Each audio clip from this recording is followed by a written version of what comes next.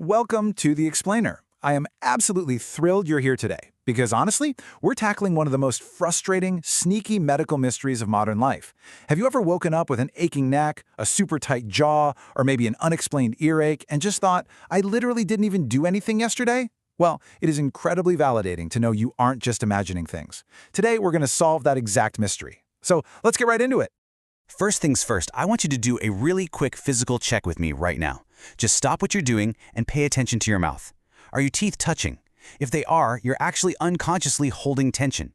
Your lips should be together, sure, but your teeth should be slightly apart, with your tongue just resting gently on the roof of your mouth. So it brings up a really simple question. Why exactly does a stressed mind equal a stiff neck? This is going to hook us directly into our root cause investigation, because, as you'll see, your body is telling a story your conscious mind might be completely ignoring. All right, let's dive into Section 1, the jaw-neck pain connection. Okay, let's look behind the scenes here. To truly understand how modern stress physically shows up in your body, we have to look at the anatomy.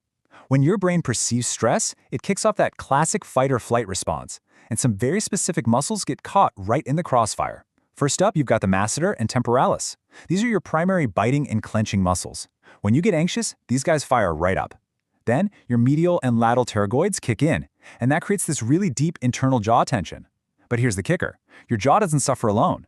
The SCM and the upper trapezius muscles in your neck end up working massive overtime just to compensate for all that jaw strain.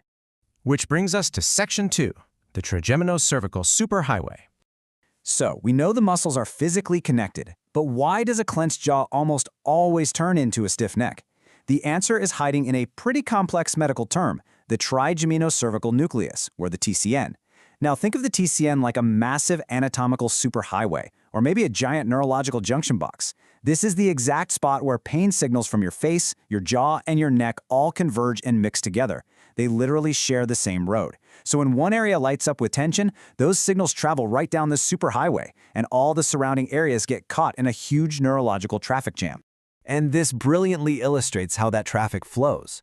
Researchers combed through a fascinating scoping review of 83 different studies, which is a ton of data, by the way, to figure out which direction these pain signals predominantly travel. They wanted to know, does neck pain cause jaw pain, or is it the other way around? Well, the data clearly shows that the dominant direction is from the orofacial and cranial regions, meaning your jaw and face, down into the cervical region, your neck. If you're clenching your jaw because you're stressed out at work, that pain is taking the TCN superhighway straight down into your neck muscles. Moving right along to Section 3, stress and your nervous system. Now we're shifting gears from physical anatomy into the neurology of why your body hurts so much, even when absolutely